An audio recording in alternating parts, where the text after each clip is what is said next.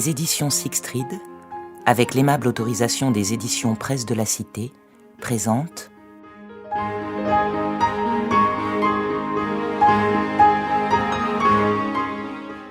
L'armoire allemande de Jean-Paul Malaval, interprété par Marjorie Frantz.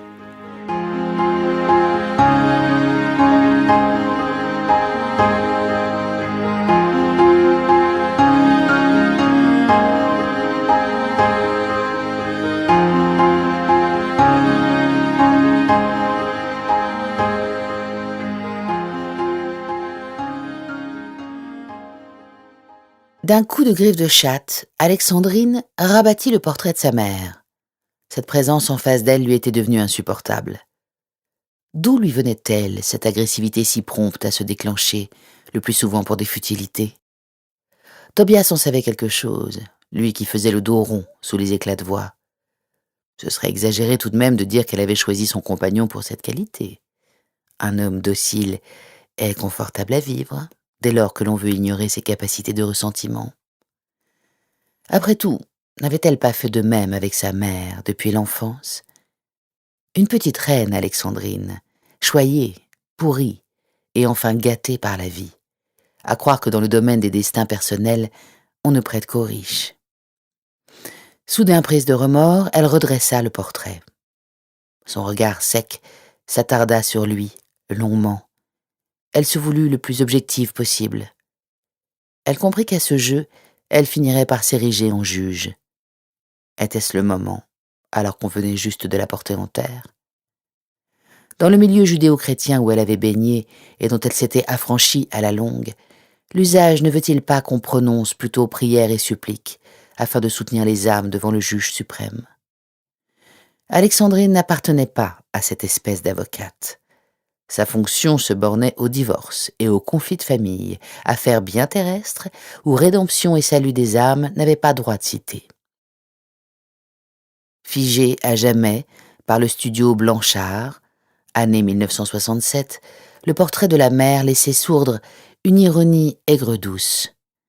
Ainsi avait-elle cultivé sa vie durant un pessimisme maladif, transmis à sa progéniture par mimétisme, sachant que les enfants reproduisent le comportement des parents. Nous avons été, mon frère et moi, pensa-t-elle, des buvards, où toute la psychologie teintée de mélancolie et de catastrophisme de notre mère s'est ancrée au plus profond. Du bout des doigts, Alexandrine caressa le portrait. Jusqu'à sa mort, ma chère maman aura conservé une beauté compliquée, pensa-t-elle, visage lisse, lèvres minces, chevelure opulente. La maladie le remodela, à peine ici et là quelques flétrissures. Que cachaient ces profondeurs insondables, tant la mère fut secrète jusqu'à la dernière seconde, ne révélant jamais rien d'elle-même, ni ses émotions, ni ses désarrois. À moins qu'elle se crût au-dessus de toute contingence, qu'elle ne jugeât personne digne de l'entendre, ou qu'elle s'estimât pour si peu dans l'ordre du monde? Tant d'hypothèses dénotant plus d'intelligence que de crasses bêtises.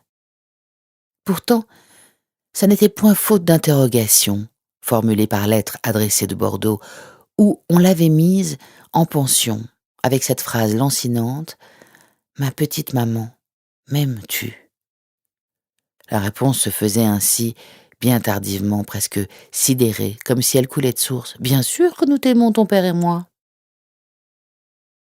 Une porte s'entr'ouvrit dans son dos, et elle se retourna le regard effaré, comme si elle craignait d'être prise la main dans le sac. Cette culpabilité instinctive lui venait sans doute du fait qu'elle se trouvait chez sa mère, dans sa chambre de surcroît, où, enfant, elle n'avait pas le droit d'entrer. En territoire étranger, songea-t-elle, en remettant le portrait à sa place. « Je t'ai fait peur ?» dit François. « Non, tu m'as surprise. » Le frère s'approcha de la table de toilette. Il y avait cette sorte de meuble imposant dans toutes les maisons de campagne avec broc et cuvette en faïence. Hélène de Lalande en avait fait un bureau en y adjoignant un fauteuil bridge tapissé d'un reps terre de Sienne. « Tu te sens pas à l'aise ici. Toi, t'avais le droit de venir ici autrefois. Maman te passait tous tes caprices. »« Je crois que tu exagères, » reprit François. C'est un jeu facile, tu en conviendras, que de se juger désormais en fille flouée. Tu déformes la réalité parce que ça t'arrange, au fond. Ça flatte ton goût du martyr. Tu as toujours été ainsi. Moi, j'étais pas mieux lotie. Maman t'aimait bien plus que tu ne le crois. Stop, s'écria Alexandrine. Je veux plus rien entendre. Mon opinion est faite. Le jugement est rendu. On revient pas là-dessus. Maman n'était pas douée pour les sentiments.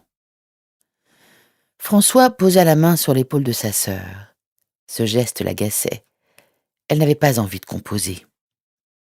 Tu peux tout emporter, François. Jusqu'à la dernière cuillère en argent, je m'en fiche. C'est pas sérieux. Maître Lacourtin a dressé une liste, fait des estimations. C'est un expert hors de tout soupçon. Alexandrine portait les cheveux coupés à la garçonne, un trait de rouge à lèvres sans vif et du col lilas sur les paupières. Une tunique indienne lui faisait un genre qui n'était pas le sien d'ordinaire, tout comme son jean fuseau et limé. Qu'importe, elle les avait choisis pour la circonstance, histoire de tromper les apparences. Seule fantaisie toutefois, des chaussures à hauts talons. Pourtant, Alexandrine n'avait guère besoin de se grandir. 1,70 m, c'était ce qu'on lui accordait au premier regard, sans discussion. Elle était mince, élancée, comme sa mère, les traits réguliers, les yeux verts. Tout le contraire de François. On avait peine à croire que ces deux-là étaient frères et sœurs. Lui, il traînait un embonpoint gracieux depuis fort longtemps, et le mariage n'avait rien changé à cet état de fait. Il avait les épaules larges et le port de tête de son père, front haut et dégarni, cheveux buissonnants. Ses yeux ronds et noirs paraissaient caresser le monde sans s'y attarder. Lunaire à ses heures, pensif ou rêveur, comme l'on voudra, bien que personne ne sût jamais déceler en lui la moindre pensée originale. Au contraire, François de Lalande se complaisait au rang des gens sans histoire, que la vie promène sur le dos des vagues comme une méduse, portée au gré du flux. « Je ne veux rien », insista-t-elle. Le frère crut qu'elle rusait, ce rien pouvant signifier tout, ou presque tout. Il fut effleuré par ce soupçon, et son visage se crispa en une sorte de rictus indéfinissable. « Je t'avouerai que la maison m'intéresse, ainsi que le parc et les dépendances. C'est en mauvais état. En un mot, ça vaut pas très cher, tout ça. Je l'admets, la ferronnière n'a jamais rien valu. Tout de même. Oui, François, tu as raison. Je me suis ennuyée ici, à Saint-Gilais. Les gens ne me connaissent pas, et les quelques personnes qui se souviennent de moi ont sans doute une très mauvaise opinion de la jeune fille que j'étais jadis. Voici ce qui donne un prix aux choses, François, la valeur sentimentale. Elle n'existe pas pour moi. Alors tu peux tout prendre. Je signerai d'un cœur vaillant. » Elle éclata de rire. Le voir ainsi désarçonné était impayable. Il avait attendu dans l'anxiété ce moment, et elle l'en délivrait d'un trait généreux. « Je compte te donner la moitié de l'héritage. Bien sûr, sinon ce serait inique. Comment pourrais-je me regarder dans une glace ?» soutint-il. « De l'argent ?» Elle parut surprise. François de Lalande avait la réputation d'être pingre. Du reste, sa moitié, Georgine, était aussi avare que lui. Lors de leur mariage en 1969, Hélène n'avait-elle pas dit d'un ton amusé « Ils sont bien assortis, pour le bas de laine, mais pour le reste, j'en doute, mes enfants. » Eugène de Lalande avait jugé la réflexion de son épouse déplacée. N'était-ce pas ce qui fait le bonheur, l'argent ? Ne parlons point de la belle famille, des paysans de la Chapelle, fort décalés avec leur époque, et pour qui la terre constituait le seul capital enviable. « Tu ne craches pas sur l'argent tout de même. Nous n'avons pas été élevés dans cet esprit, » défendit-il. « Je vois que tu ne me connais pas. Décidément, tu ignores encore qui je suis. L'un et l'autre, nous avons vécu ensemble, comme des étrangers. Nous sommes partis chacun de notre côté. Ça n'a pas été douloureux, forcément, puisque nous n'avions rien en commun. » François était aux anges. Dans son fort intérieur, il n'avait pas espéré un tel dégoût de sa sœur pour la ferronnière. Depuis les obsèques de la mère, il avait passé tout son temps à échafauder des arguments et des parades pour conserver la grosse part de l'héritage. Sur ce point, Lacourtin lui avait apporté de précieux conseils. Position favorable s'il en est, avoir un notaire dans sa poche. Voici que toute cette belle construction édifiée heure après heure, désormais, ne lui servait plus à rien. Il se sentait à la fois libéré et bourrelé d'inquiétude. Trop beau pour être vrai, pensait-il. Et si ce n'était tout compte fait qu'une ruse diabolique? Le frère et la sœur descendirent ensemble dans le salon gris. Georgine s'était donné beaucoup de peine pour constituer deux lots équitables. L'un se trouvait amassé à droite de la cheminée centrale et l'autre à gauche. « Je pourrais deviner le mien les yeux fermés », s'amusa Alexandrine. Elle s'y dirigea à l'aveugle. Bien qu'il parût plus imposant en volume, ça n'était que chaises, tables et armoires n'appartenant à aucun style défini, ou plutôt médiocrement vintage, dont un sofa en sky rouge et noir, une commode tarabiscotée en bois blanc passé au ripolin, une bibliothèque cosy avec quelques restes de livres, si chers à Eugène de Lalande, où l'on trouvait pêle-mêle Jean Bruce et les deux Georges, Simenon et Arnaud. Il y avait aussi de la vaisselle commune, des soupières et des plats, mélange de terre et de faïence. « Comment as-tu deviné ?» interrogea François. « Mais tu as choisi l'argenterie des Gomards, la porcelaine de Limoges, les meubles Louis-Philippe et Henri II. Ces derniers, tu as eu raison. Je les déteste et je les ai toujours détestés. » Craignant sans doute les réactions de sa belle-sœur, Georgine s'était retranchée dans la cuisine. Alexandrine en profita pour l'épingler au passage. « C'est ta femme qui a choisi, n'est-ce pas ? Même la télévision Telefunken, la machine à laver Flandria. Tu n'as pas besoin de ce fatras. » Non, en effet. Elle éclata de rire en faisant le tour du lot de son frère, prenant par-ci par-là un objet et le reposant. Il y avait aussi les vieilles lampes à pétrole en porcelaine et en laiton, l'écu noir en faïence de Rouen et quelques autres vestiges de la ferronnière que le frère avait mis soigneusement de côté. « J'ai rassemblé ces vieilleries, mais on peut les répartir de nouveau s'il en est qui t'intéresse. » Tu es un sentimental, François. Tu veux prolonger ton enfance dans ces horreurs. Quelle nostalgie. Je n'y croyais guère. Pour un garagiste comme toi, amoureux des CX Turbo et des Mercedes 300, tu me paraissais hors d'atteinte de ces foutaises sentimentales. François fit front, avec hauteur, comme d'habitude. Pourquoi s'en vexer en l'absence de témoins? Il avait fait le tour de sa sœur aînée, de ses piques blessantes et de ses jugements vexatoires. Une si grande aisance lui venait sans doute de sa dextérité à manier l'art oratoire. Ça n'était pas pour rien si elle était devenue avocate dans un célèbre cabinet bordelais, même si elle se trouvait reléguée au divorce. Le génie de la famille, pensa-t-il. Et moi, l'idiot, déplora-t-il encore une fois, en levant les yeux vers le plafond. Ainsi se décomposait l'ordre naturel chez les de Lalande.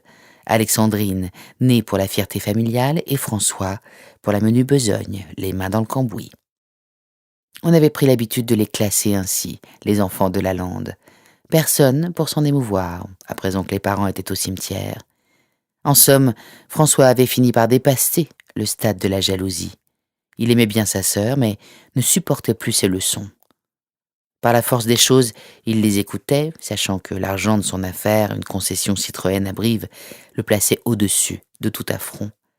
Comme quoi on peut être un manuel à l'intelligence médiocre et gagner confortablement sa vie. Ils traversèrent la cuisine au pas de charge, Alexandrine menant le jeu. Au passage, sa main effleura l'épaule de Georgine, une attention qui se voulait affective, mais qui, dans le contexte tendu de la cérémonie des héritages, passa pour un geste de supériorité. « Nous avons mené à bien notre tâche, » dit-elle. Georgine jeta un regard inquiet vers son mari. Il hocha la tête avec une moue de satisfaction. La belle-sœur soupira. « Je craignais les disputes, » murmura-t-elle. François réitéra son sourire de contentement. Dans ces instants, il avait l'allure d'un représentant de commerce qui vient de conclure une bonne affaire. Au fond, l'homme n'était rien de plus que ce qu'on en voyait, un simple accordeur de contingence.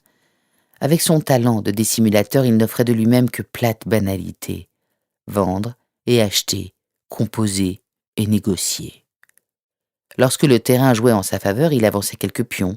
Sinon, les retirait à minima pour garder encore la main. « Elle ne veut rien, ma sœur, » jubila-t-il à l'oreille de sa dulcinée. Rien? Tu es sûr? François courut rejoindre Alexandrine au bout du couloir. Et le billard? Questionna-t-il. Quoi, le billard? Tu veux l'emporter? Le transport te coûtera plus cher que la table. Un toulet, s'offusqua-t-elle. Tu me prends pour une idiote. Ça vaut 2500 francs au moins, avec ses billes en ivoire. Mais très bien, je te le laisse, dit François, en affectant la déconvenue. Sa réaction l'amusa. Elle n'avait défendu ce lambeau d'héritage que pour en savourer la surprise.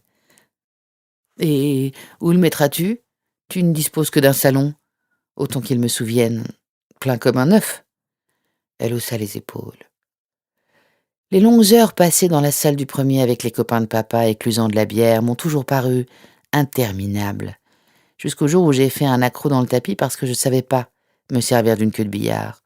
J'ai écopé de 2 gifles magistrales. Si maman a protégé sa petite reine, comme elle disait, papa, lui, a toujours eu la main lourde lorsque sa fille faisait des bêtises. Il ne me passait rien, insista-t-elle. Tu te souviens pas, François? Non. Tu n'as plus de mémoire. Ou plutôt, tu n'as pas de mémoire lorsqu'elle t'arrange. Je sais. Je n'étais pas la préférée chez les Delalande. Pourquoi? Je l'ignore. Parce que j'étais l'aînée? C'est une explication insuffisante. Une fille? Papa n'aimait que les garçons. Il a eu du dépit d'avoir une fille. Il n'y avait que les garçons qui comptaient à ses yeux, n'est-ce pas? Heureusement que maman m'a soutenue. Jamais devant papa. Jamais. Elle veillait sur moi comme si elle avait le souci de réparer au fil des jours les tracasseries du père, en sourdine, en cachette. Ça nous faisait une étrange relation qui a jeté en moi le trouble. Même aujourd'hui, je me demande encore si j'ai été aimée d'elle. Oh, je crois que t'exagères. Alors, mon petit François, tu peux le garder, le billard toulet. Georgine écoutait la conversation à distance, respectable. Elle se sentait forte lorsque sa belle-sœur larmoyait, mais elle n'éprouvait aucune sorte de compassion. Elle se disait « de la vache enragée, il en faut pour tout le monde ». Elle croisa les bras sur sa poitrine, la mine hautaine, fixant devant elle le miroir qui lui renvoyait son image. La lumière du dehors nimbait sa chevelure de reflets dorés. « J'ai épousé l'idiot de la famille, mais comme disait Hélène, du moins ne vous rendra-t-il point malheureuse ?» Ça, c'est terrible. Une phrase comme celle-ci reste dans votre tête jusqu'à la fin de vos jours, n'est-ce pas? Pensa-t-elle, les bras toujours croisés. J'ai su que je n'étais pas une beauté dès le premier jour. Et la grand-mère mage m'a soutenue à ce moment de mon adolescence, à sa façon. Tu finiras par dénicher un homme gentil qui te rendra heureuse, m'a-t-elle dit, la grand-mère mage. J'ai suivi son conseil à la lettre. François est venu me prendre. Notre première rencontre a été un jeu aimable, dans une conversation entrecoupée de silence. Tout de même, il aura fallu 6 mois pour qu'il se déclare, juste au moment où je commençais à désespérer. Je me disais, l'idiot de la famille, il finira par me laisser partir. Voilà, il s'est déclaré, enfin. Quelle délivrance. Toutefois, j'ai voulu vérifier ses sentiments à ce moment crucial.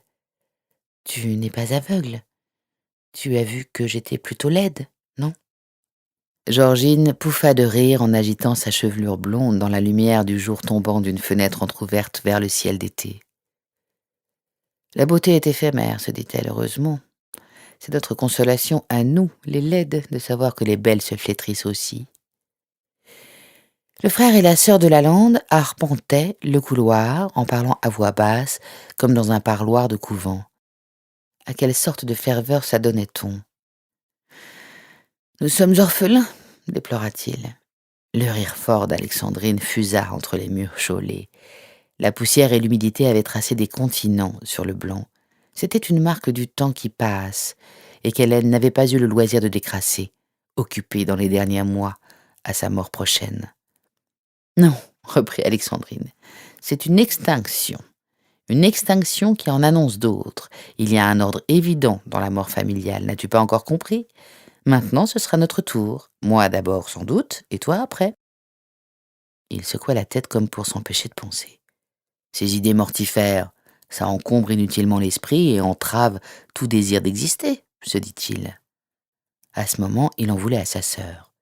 surtout qu'elle renchérissait à plaisir, ainsi qu'on tourne et retourne le couteau dans la plaie. Après, ce sera tes 2 enfants, mon cher. Voilà comment court une extinction familiale. Moi, j'ai compris ça depuis si longtemps. Pour ne pas me laisser gagner par la tentation imbécile de l'immortalité, j'ai choisi de ne pas faire d'enfant. C'est un choix, ça te regarde, jugea François, les mains au fond des poches, dont les longs doigts tripotaient quelques pièces de monnaie. Donc l'héritage, je m'en fiche, puisque je n'aurai jamais personne à qui transmettre toutes ces babioles. Décidément, nous ne nous comprenons pas. Certes, je vois pas ce que nous pourrions partager. Si je venais à mourir demain, tu verserais pas une larme? Pas plus que tu n'as versé une larme pour maman? C'est vrai, je n'ai pas pleuré. J'ai essayé, mais j'ai pas réussi à me jouer la comédie. Tu es sans cœur. Tu l'étais déjà dans notre enfance. Le temps n'a fait que renforcer cette carapace d'indifférence. Alexandrine l'observait fixement, d'un air hautain. Pourquoi me juge-t-il, celui-là? Parce qu'il est mon frère? Pour me remercier de lui abandonner ma part d'héritage? À moins qu'il ne pense que mon désistement n'est qu'une expression de plus du mépris que je lui réserve? Non, je m'estime si peu en vérité. François s'était tourné vers le mur, comme un enfant puni, le front appuyé contre la froide paroi blanche. Une odeur de moisi rôdait dans le long couloir. Elle stagnait à fleur de mur depuis si longtemps. Il eût fallu aérer ce monde clos, mais ici, on ne faisait que passer. On ne s'arrêtait jamais. On courait, chantait, riait. On avait hâte d'atteindre la chaude ambiance du foyer d'autrefois. Du temps de papa, pensait-il, au moins, il y avait une odeur de tabac froid. C'était à ce signe qu'on reconnaissait son existence, avant qu'il ne se retire dans sa bibliothèque ou dans la salle de billard. Des lieux interdits pour moi, plus encore pour Alexandrine. Les filles jouent avec leurs poupées et les garçons avec les cubes d'un jeu de construction. On a pris soin de nous séparer, se dit-il, de nous éduquer isolément. Monsieur Delalande n'était-il pas professeur? Il avait exercé sa pédagogie jusque dans le berceau familial. D'où tenait-il ces idées-là, rigides et austères, tant il est vrai que sa bibliothèque regorgeait de manuels sur l'éducation des jeunes filles. À la mort du père, Hélène fit un feu de joie de tous ces ouvrages pernicieux, d'autant que 68 était passé par là, et qu'il eût été ridicule de les ouvrir avec sérieux, ces ouvrages désormais juste bons à amuser une ribambelle de gamins dévergondés. Tout est la faute de papa, énonça François. Il a toujours voulu nous tenir éloignés l'un de l'autre. 5 ans après sa disparition, nous en sommes encore là, à honorer sa secrète volonté.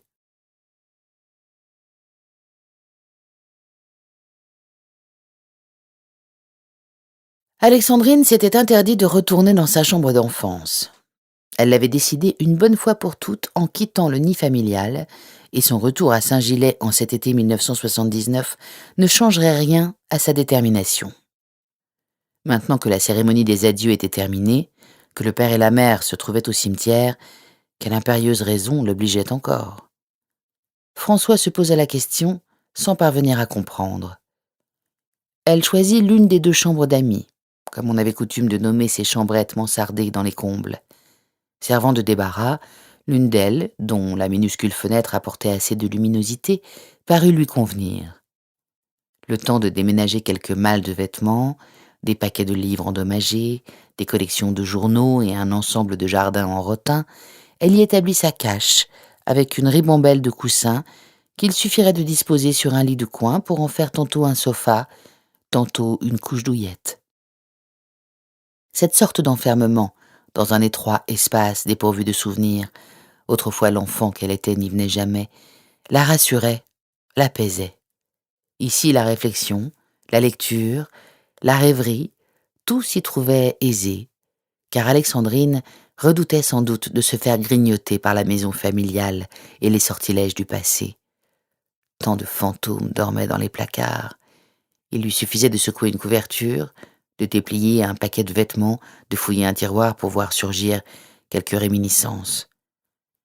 Juste après avoir quitté François dans le salon du bas, Alexandrine poussa un grand soupir et alluma la lampe à pétrole. Dans les hauteurs de la maison, l'électricité avait été coupée pour cause de vétusté.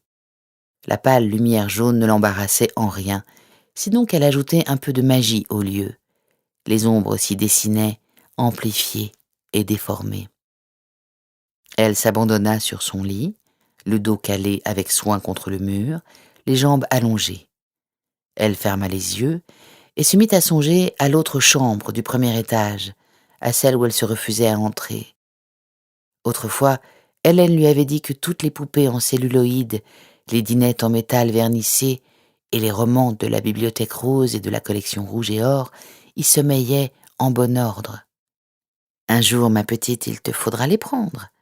Un jour où vous déciderez, ton frère et toi, de vendre cette maison, avait-elle dit.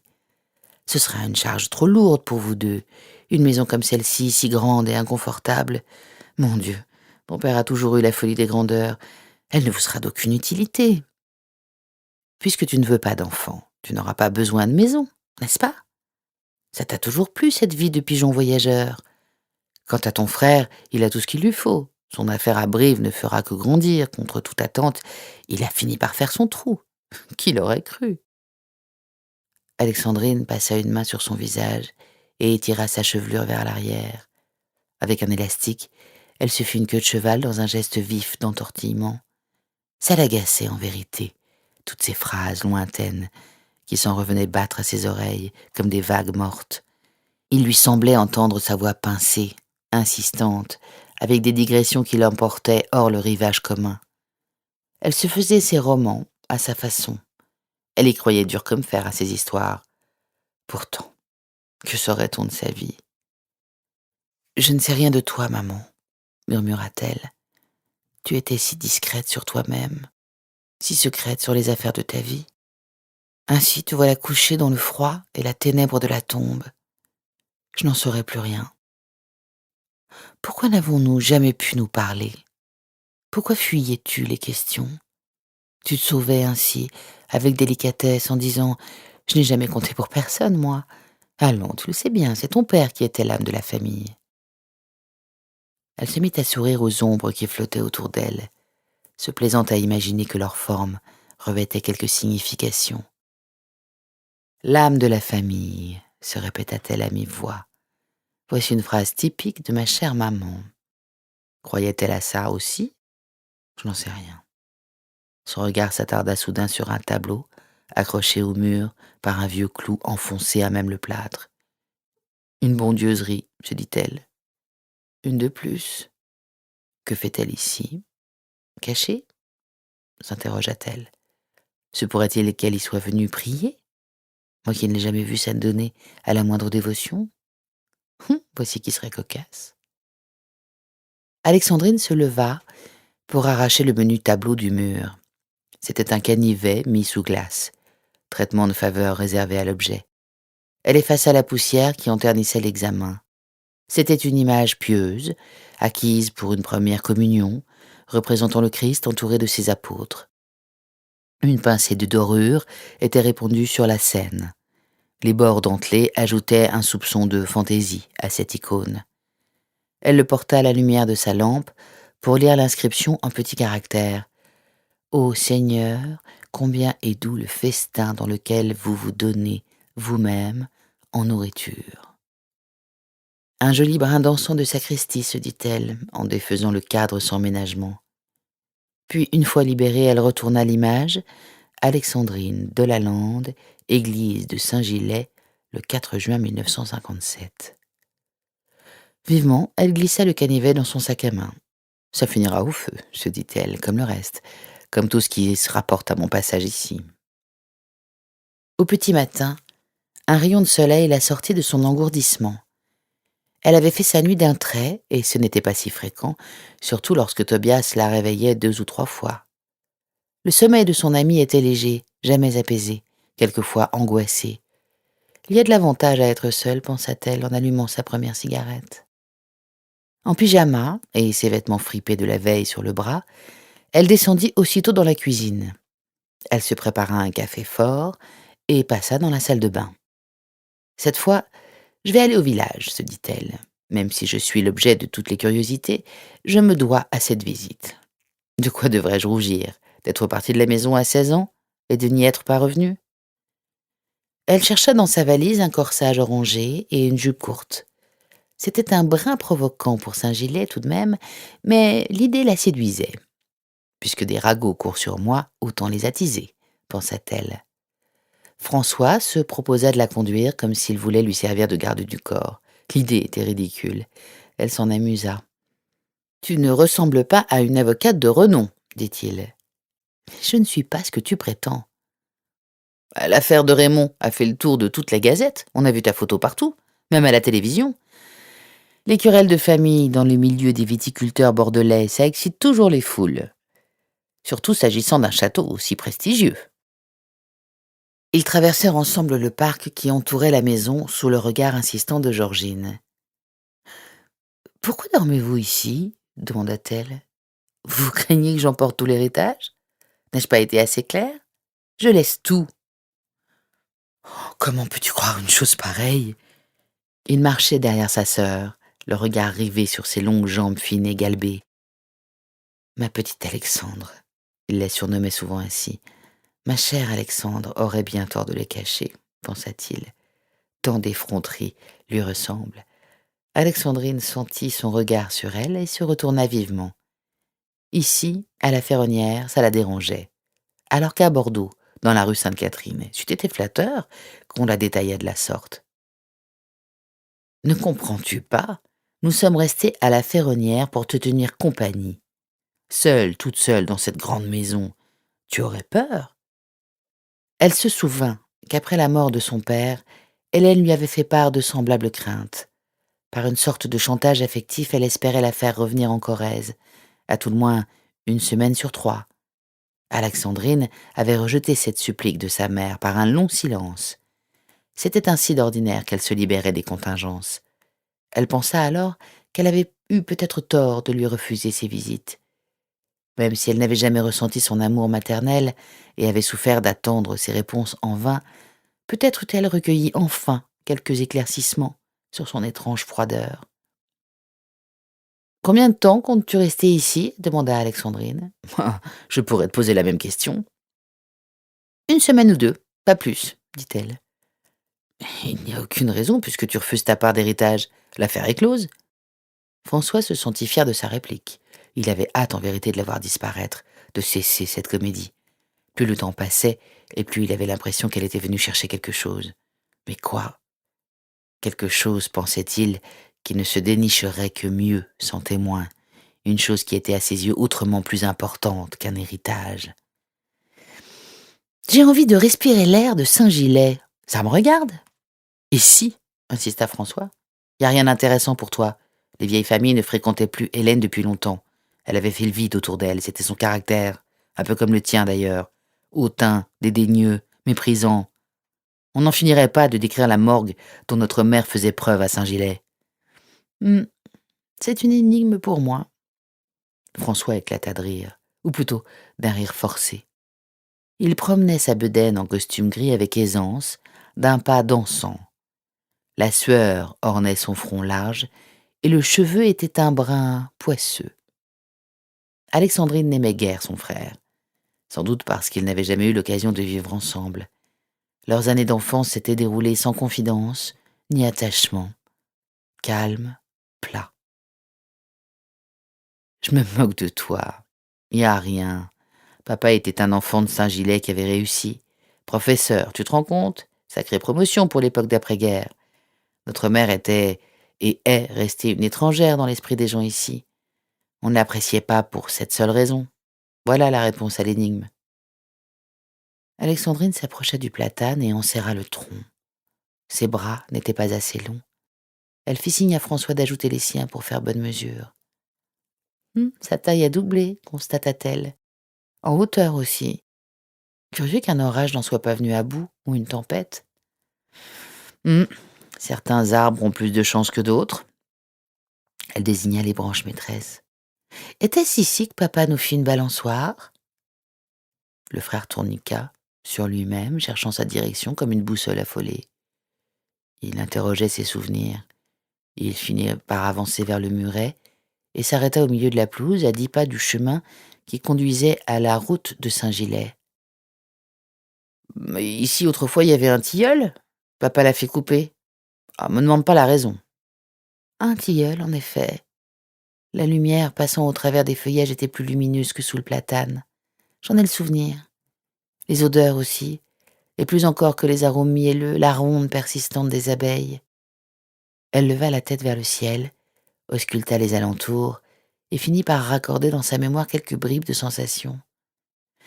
C'était le seul grand arbre que nous possédions, jadis. Oui, en effet. J'ai jamais aimé l'odeur des platanes, ni des marronniers. Nous n'avons jamais eu de marronniers. Pourtant, j'ai souvenir d'une épaisse ombre sous un marronnier, avec ses fruits que nous nous lancions à la tête. Tu veux parler de la ferme d'Aimé Balthazar. Nous y allions passer nos jeudis avec les fils Antoine et Gustave. Nous y jouions à cache-cache dans la grange à foin. Au moment des neiges, nous y faisions de la luge sur la pente proche de l'étable. En bas, il y avait un ruisselet où l'idiot prenait des écrevisses. Quel idiot? Paul Jarmois, celui que nous appelions aussi le bégueux, parce qu'il n'arrivait pas à foutre un mot devant l'autre. Alexandrine se prit la tête dans les mains. Elle ne comprenait pas pourquoi tous ses souvenirs d'enfance s'étaient envolés. La rupture soudaine avec la ferronnière avait coupé ce nerf affectif, comme si, le passé ne lui servant plus à rien, elle s'était empressée de le réduire au silence. Aujourd'hui, singulièrement, elle en avait besoin, se félicitant au fond qu'il s'en revint bribe après bribe, sans éléments perturbateurs qui eussent risqué de faire prendre tel fait pour des mirages de la mémoire. Hier, tu disais que j'avais la mémoire oublieuse. À ce que je vois, les rôles sont inversés. Je voudrais comprendre pourquoi j'ai enfoui tout ça au fond de moi. Quelle force m'y a contrainte.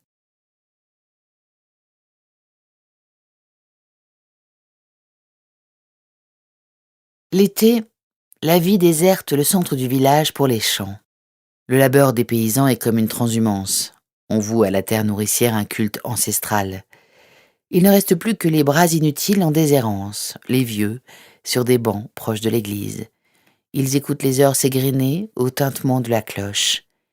La chaleur qui monte peu à peu semble les abrutir un peu plus, surtout lorsqu'ils se mettent à parler une langue aussi ancienne que le porche de l'église. L'apparente immobilité du temps les rassure, comme si ici, à la campagne, les heures étaient plus généreuses qu'ailleurs.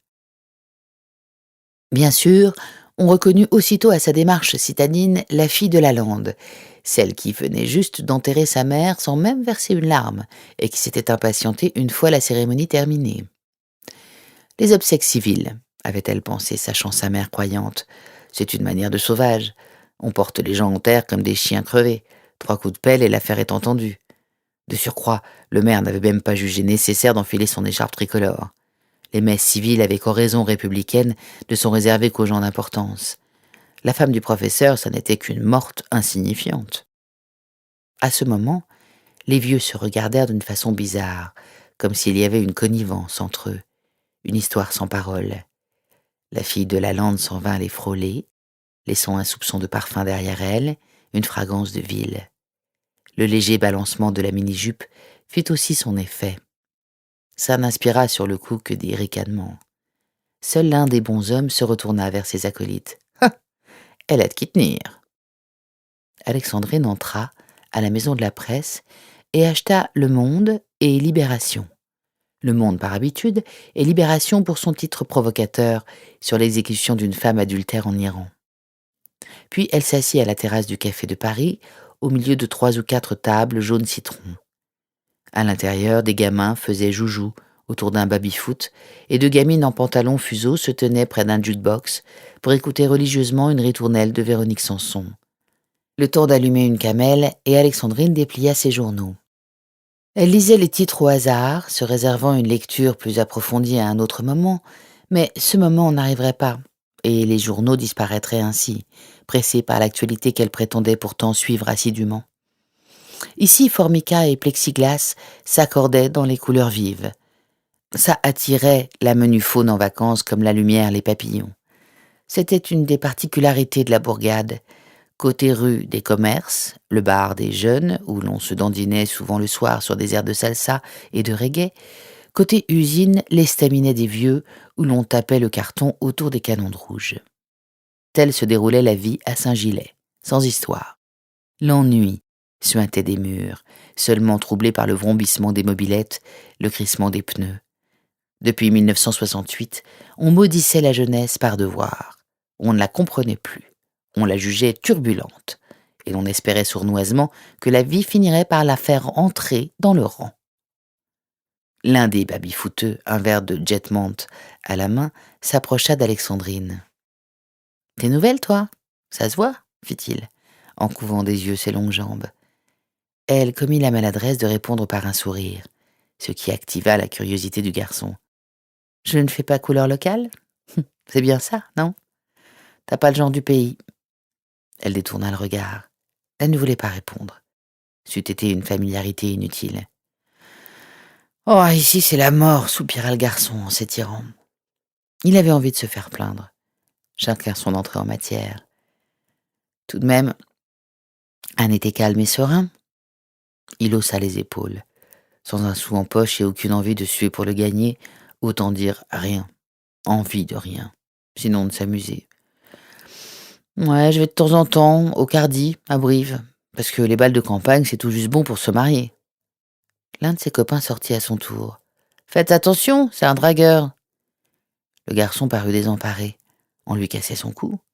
Si coup il y avait, car Alexandrine se tenait prudemment à distance. Ils rentrèrent dans le bar pour embêter les filles qui écoutaient en boucle le tube qu'elles avaient choisi.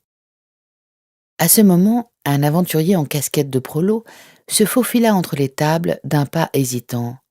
« Il faut pas les écouter, ces voyous, mademoiselle, » fit-il. Une gitane papier maïs au bord des lèvres, passablement mouillée de salive, il examina l'étrangère. C'était Pierre Muraille, le localier de service correspondant au Courrier du Centre. Il passait ses journées de retraite à traquer l'événement par le petit bout de la lorgnette. Naissance, décès et faits divers. Tout naturellement, sans même réaliser l'incongruité de sa curiosité maladive, il lui demanda d'où elle venait et ce qu'elle faisait là, à Saint-Gilais, par un jour d'été, une si jeune et jolie femme avec des allures de ville. « Permettez que je vous fasse la causette ?» Le bonhomme s'assit à la table à côté, la chaise tournée vers Alexandrine. « Même si je ne le permettais pas, » murmura-t-elle pour elle-même. « On dit que vous n'êtes pas d'ici. Moi j'ai du nez. Je parierais une tournée que vous êtes de ce pays. » « Et à quoi devinez-vous ça ?» Il se toucha le pif. Une belle truffe, nourrie au pinard. C'était un esthète, Muraille, dans son genre, à suivre les comices, les vendanges, les batteuses et toutes les joyeuses activités de Saint-Gilais pour croquer dans son canard quelques billets d'humeur pittoresques. Un air de famille. Le manche-disque débita à ce moment Roadrunner de Modern Lovers. L'atmosphère fut saturée d'un rythme binaire sauvagement envahissant. Il n'y avait plus de quoi placer un mot. Le journaleux attendit que la marée se retire, ou plutôt que le patron du bar calma la déferlante. « Ah, les jeunes. Je dis pas ça pour vous. Vous êtes sage, bien élevé, plutôt classe, si je ne m'abuse. » Elle éclata de rire. Le bonhomme portait fièrement sa bedaine de bon vivant, tiraillant ses bretelles lorsqu'il hésitait dans la conversation. « Ah, c'est plus comme dans le temps. Ça manque de respect, vous trouvez pas ?» Alexandrine vida le fond de sa bouteille de Perrier dans son verre. « Vous connaissiez ma mère ?» demanda-t-elle à brûle-pourpoint.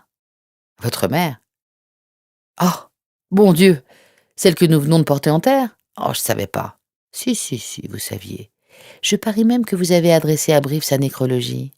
Rassurez-vous, je ne lis pas ce genre de journaux. Je me fiche des potins. » « Vous avez tort, mademoiselle. On en apprend plus sur la vie que... » Alexandrine balança la tête d'agacement. Le bonhomme joua à ce moment les pères offusqués. Il aimait à ce qu'on le prît au sérieux, le petit rédacteur des chiens écrasés.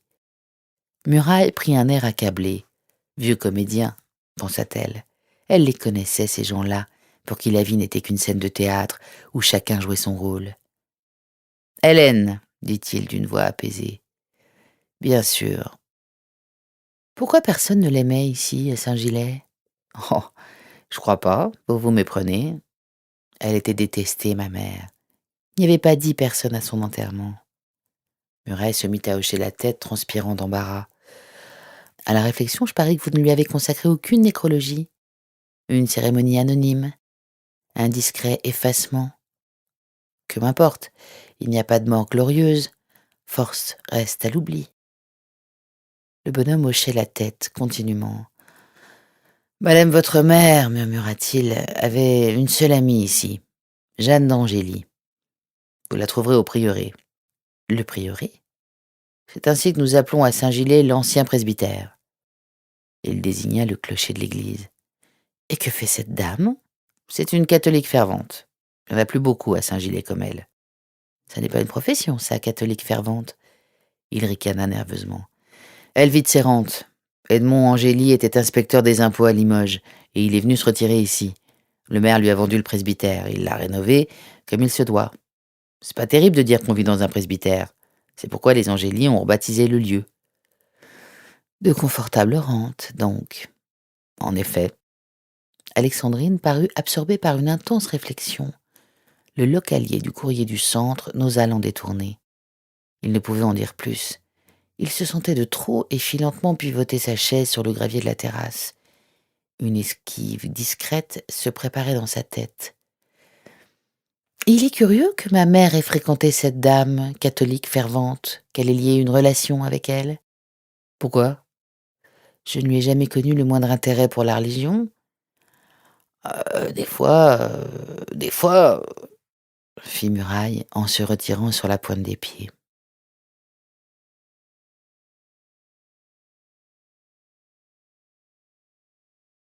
Peut-être était-ce une fausse impression. Alexandrine sentit en tirant la sonnette du prieuré qu'elle ne serait pas la bienvenue. Son métier d'avocate lui avait appris à surmonter les situations les plus scabreuses, et celle-ci n'était en vérité que de pure forme. Il ne s'agissait que de faire parler une vieille dame sur un lointain passé. Elle insista à 3 reprises et sentit qu'on l'observait derrière un rideau.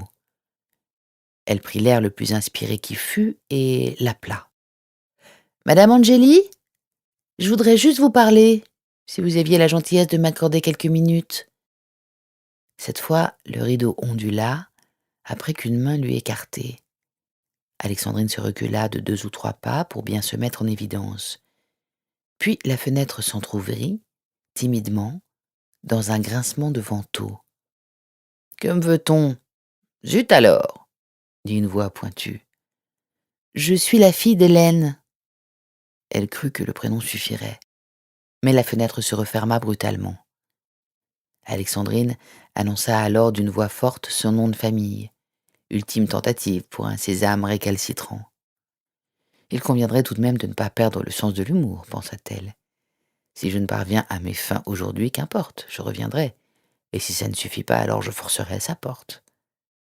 Muraille avait omis de lui dire que la vieille était claquemurée dans sa maison comme une forcenée. Qu'est-ce donc qui l'avait rendue aussi soupçonneuse et craintive? 2 ou 3 allées et venues le long du mur lui firent mesurer l'importance du lieu. La demeure se cachait derrière un jardin enfouillé.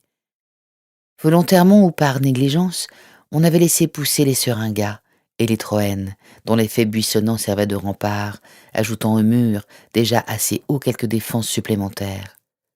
Si nous nous cachons, c'est que nous avons quelque chose à nous reprocher, murmura-t-elle. En considérant l'escalier qui conduisait à la porte d'entrée en bois plein, elle songea à sa mère qui l'avait si souvent escaladée, furtivement, sans doute. Moi, hélas, se dit-elle, je ne gagnerai pas aussi facilement son amitié. Sacrée Madame Angély. Dommage, s'écria-t-elle. Dommage. Comme Alexandrine s'apprêtait à lever le camp de guerre lasse, déçue et courroucée de trouver porte close, elle apparut enfin, la petite dame, si minuscule et amaigrie dans une tenue bariolée, une robe unique qui la faisait ressembler à une femme sandwich. « Que me veut-on encore ?» dit-elle avec un geste d'agacement. Madame Angély se tenait sur son perron, la porte tout juste entr'ouverte derrière elle, et prompte à disparaître comme un escargot dans sa coquille. « Je voudrais que nous parlions de ma mère.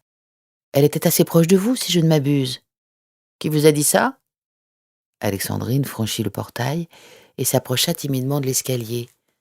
Un mouvement audacieux et décisif tout de même, qu'elle avait entrepris au risque de rater son entrée. La dame s'avança au bord du palier, d'une main rajusta sa chevelure blanche. Je ne vous connais pas. Alexandrine, dit-elle. J'ai quitté Saint-Gilais il y a longtemps. C'était en 1961, pour n'y revenir qu'aux vacances. Jeanne Angéli fixa sa visiteuse d'un regard las. Visiblement, elle détestait cette visite, les politesses et les amabilités auxquelles celle-ci l'obligerait. Ses yeux bleus et transparents se voulurent plus affables lorsqu'Alexandrine parvint à sa hauteur. Elle lui tendit la main, mais Madame Angéli la refusa par habitude. « Je sais ce que ça me coûte, la pitié dangereuse de ces gens d'ici, » expliqua-t-elle en ouvrant la porte. « Je ne suis pas d'ici » se défendit Alexandrine. « Ouais, on ne sait jamais. J'ai mis des années à leur échapper résolument. Et surtout, ne rien leur permettre, ni un bonjour, ni un au revoir. Rien. Sinon, on est pris dans leur nasse. Ils n'ont que ça en tête, les misérables, vous mettre à leurs bottes. » Les murs du couloir étaient parés de boiseries sombres. Ça sentait l'encaustique et l'essence de térébenthine, comme dans les pensions de famille que la jeune femme avait fréquentées à Bordeaux durant ses années de galère. Les carreaux noirs et blancs au sol formaient un jeu de dames sur lequel on avait envie de jouer en plaçant ses pas. Jeanne Angéli marchait en trottinant. Elle était voûtée, cassée par l'âge. Il n'était plus que son regard qui paraissait vif et ardent. L'épaisseur des rideaux aux fenêtres du salon maintenait de la fraîcheur qui eût été agréable si l'atmosphère n'avait été saturée par ces relents de vieille demeure. Alexandrine chercha sur les murs quelques traces de bondieuserie, crucifix, chapelets, vierges béates ou médaillons miraculeux. Pourtant, chrétienne fervente, avait dit Muraille d'un air moqueur. Et rien de tout cela, s'étonna la visiteuse. Une fois assises l'une en face de l'autre, près de la fenêtre où filtrait un filet de lumière, elles s'observèrent longuement.